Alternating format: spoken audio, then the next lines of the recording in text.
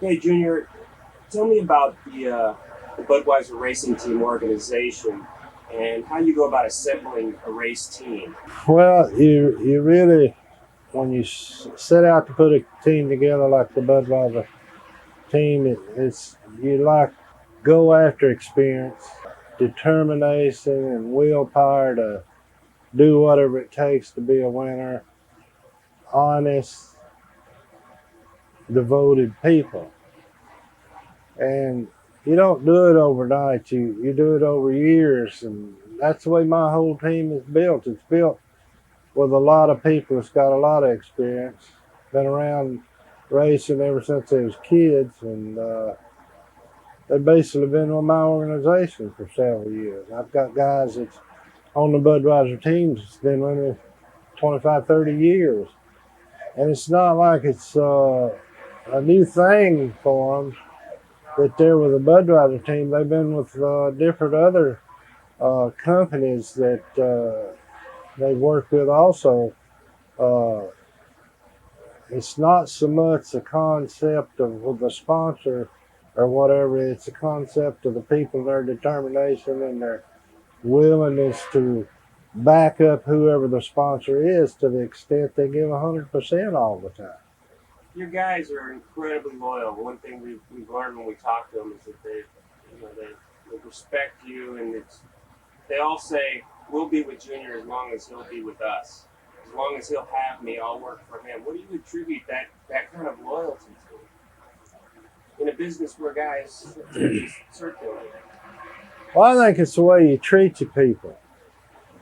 Uh, we've always, in my organization, tried to treat all the guys that work for us as probably as if they was our own children. Most of them are younger than I am, and most of them I've trained as life has went along with us together. Uh, and I've tried to teach them respect and loyalty and workmanship as if I'd wanted to be my own kid when they growed older. So I think it's a lot of closeness, involvement of the cars and stuff and the people, and uh, basically all try to look at it as serious as you can look at it, but also not make that our whole life. Our families are our whole life, and this is something we all love to do, and we give it 100% when we're doing it.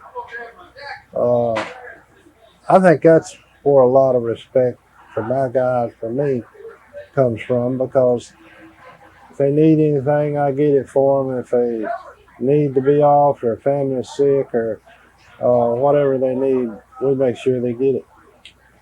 How involved are you in the day-to-day operations of the workings of the race car, and how much are you delegating that out and actually just running the operation? Well, I'm more involved in the ideal, the transition of upgrading our racing operation all the time than I am the manual hand-on work that a lot of the guys is doing.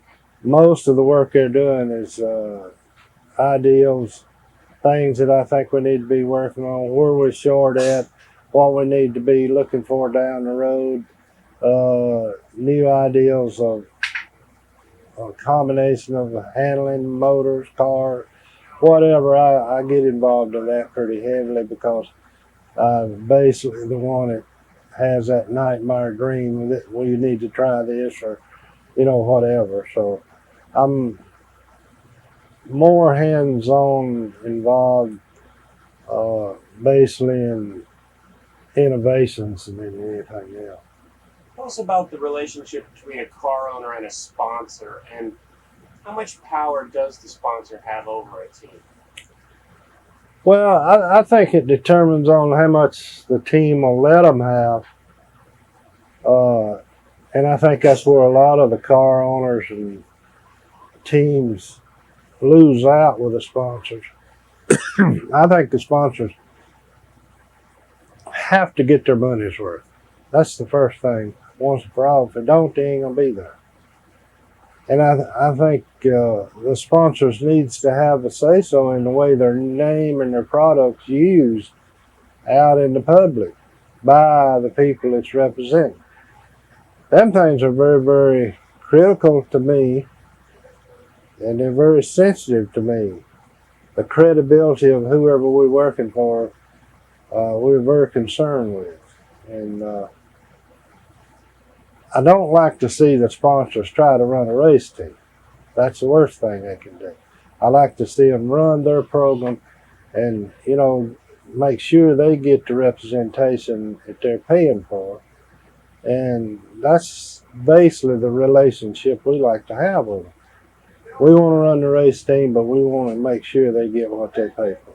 Do you think that are they asking too much? Not just the sponsor, but the fans and all of us out there. Are we asking too much of the race teams and the drivers in terms of extracurricular beyond the track activities?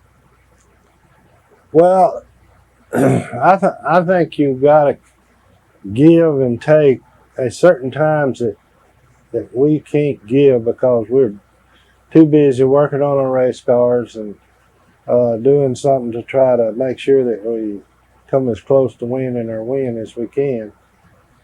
And occasionally doing things for the sponsor will get in where it's a conflict with us running the race car. But basically, if it's planned right, worked right, we can accommodate both parties, ourselves and our sponsor. Talk to us a little bit about Mike Bean. Mike has come up through the ranks and he's been with you, and he has nothing but praise for you. And we see you guys kind of joking around the shop and having a good time. And Mike indicated that he wanted to be with you for as long as he's ever in racing. Well, Mike is a very, very loyal, dedicated person to racing. And he wants to win the worst any young guy that I've ever seen in racing. And he's going to. I think when he was with different race teams prior to coming to us, he failed to learn at them places what the fundamental facts is about how you go about preparing for a year of racing with a driver, how you meet your obligations day to day to make sure you're ahead of schedule and not behind in your schedule. And that's some of the things that I think I've had a big influence on Mike that makes him a more capable, a more workable type crew chief than he was prior to coming to me. He was always one of the hardest working young boys that I've ever seen around the racetrack. But he failed to pick up some of the pointers that he had to learn with us, and we did that all year last year. More so as a trainer program for him, get back with the kind of crew that we've always been used to, and do things the way that it's supposed to be done, so we can make sure that we this year go through a year with a professional instead of a sort of an amateur type racing team. Tell us about that triangle of car owner, crew chief, driver, and that relationship. We know that you're in the pits and you're very involved in the race team. How does that delegation of duties and responsibilities circulate amongst the three? Well, I basically leave Mike and Bill alone unless I think they're making a mistake. And I don't tell them you're making a mistake. I only remind them, if you don't do what you're fixing to do and do this, this, and this, I think you'll be better off.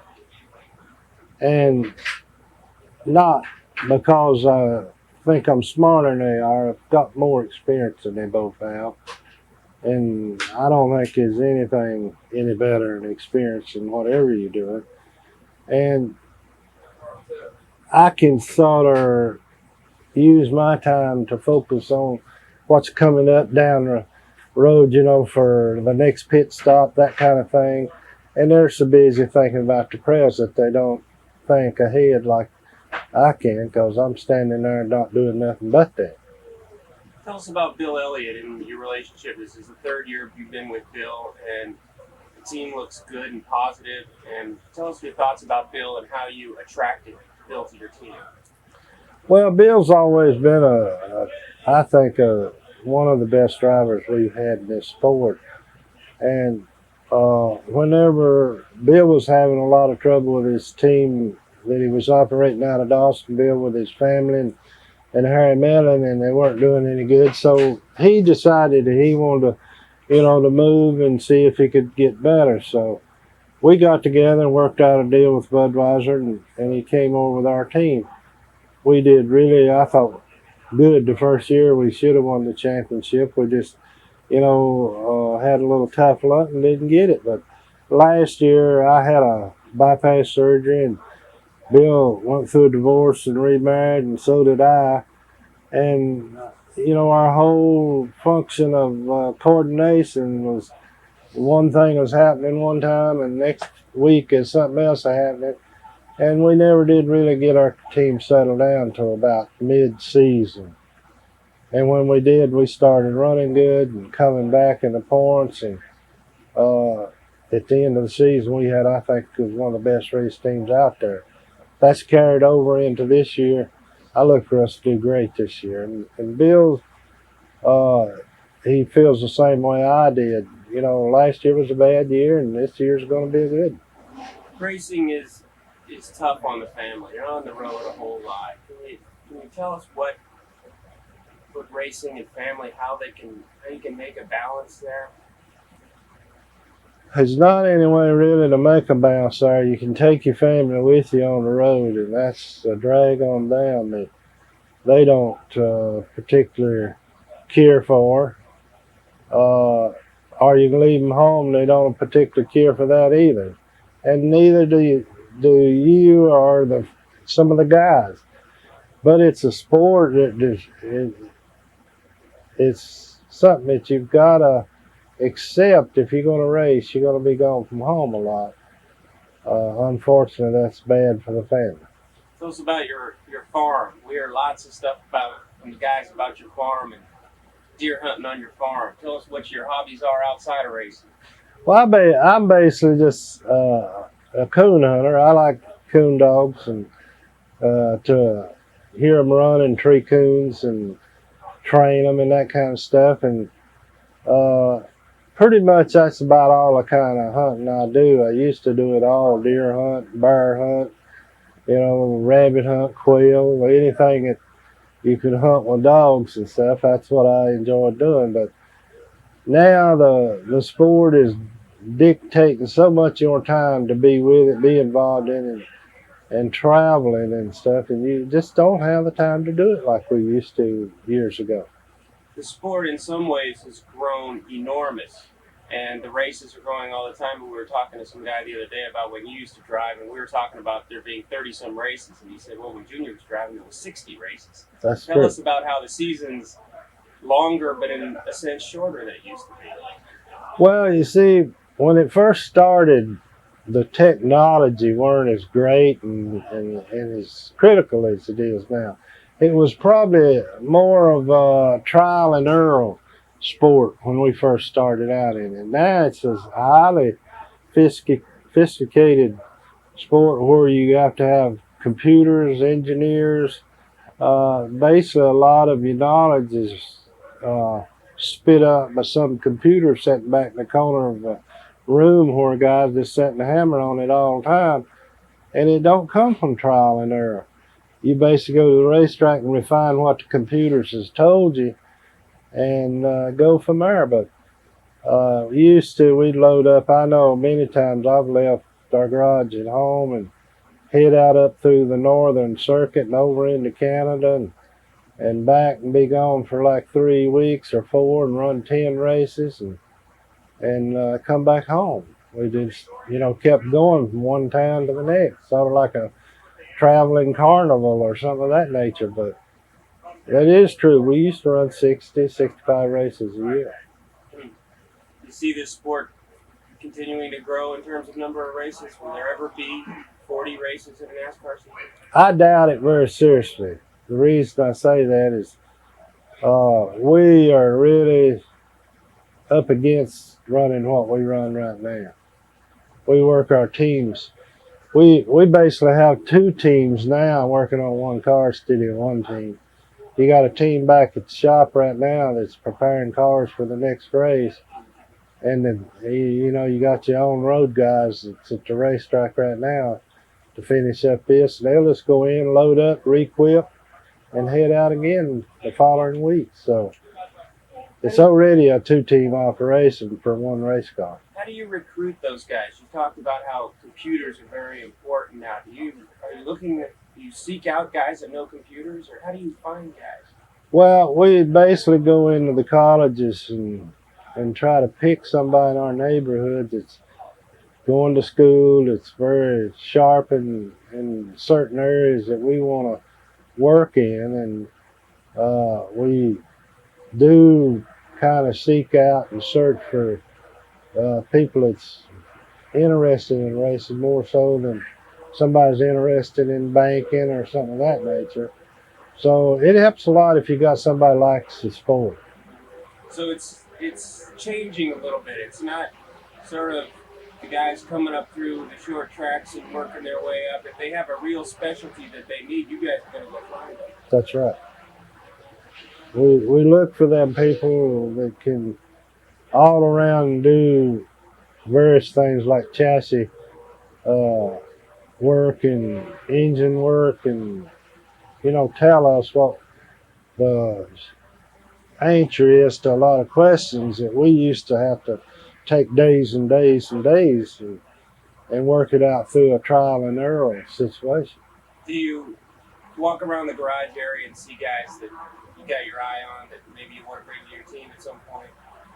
I see a lot of young guys here that sometime or another down the road they'll probably work for us. You can tell who's got it and who ain't got it. No question about it. What about car owners over the years? You've known a lot of car owners, a lot of them have come and gone. How have car owners changed? The old car owners are still identical to what they was years ago, because I raced with them then, such as Glenn Wood and Bud Moore and some guys like that. The new car owners are sort of playboy type people, and they hire whatever they want done. They don't try to do it with their own people and that kind of stuff. How about drivers? How have drivers changed in the last 10 to say 20 years? Are they different now? Well, I don't think some of them is much different. Earnhardt, for instance, is the same kind of driver that he was the first time I ever seen him drive, and sort of like his daddy, and I used to drive against his daddy. Some of the guys do it a little different. Alan Quickie was a different racer from everybody else around the racetrack. He did it from engineering standpoint, and strictly his education is what he raced with. And it made him a champion in this sport. And that's one of the kind of changes that you're seeing in the sport right now. Do you see their personalities change? Have they gone from really just loving to race to becoming celebrities? And has that impacted how they approach racing, some of them? Some of them is that way, yeah. They think that the name race driver is all they need, and they don't never get it done because they don't put enough serious thought and hard work into making a race driver. They just think because they're called a race driver, that's all they have to be, and they never do make it in this sport. There's a lot of guys, when Bill started, and a lot of guys paid their dues on the way up, and there's a lot of young guys coming in now, and the money's huge. The salaries are huge, the sponsors huge. It's just like any professional sport. Or you see more guys coming in now because they want the money rather than they want to really race to win. I think it's more money now than anything. There's about 5 or 6 guys coming into it now, I think, they're serious about it. They like to race, they want to race, and they'll go places and race for nothing, for charity and stuff like that. Your real serious racers will do things like that. The ones that's just in it for the money will only race when they get paid. What about Junior Johnson's race team? What are your goals coming up, and how long will you be in racing? Well, I'm kind of a person that enjoys racing. I don't have any intention of quitting racing. My health will determine how long I'm in it, and I hope that's a long, long time. We see you around the garage. We're really impressed by how you'll just drop what you're doing to go meet the fans and sign autographs. We saw you at the restaurant doing the same thing. Tell us what the fans mean to you. Well, I think if you stop and look at who got us here and what it's all about, it's the fans. It's not me, Bill Elliott, or anybody else. Without the fans, we wouldn't be here. And I think today, whenever we snub our nose at the fans, we're done. What is it?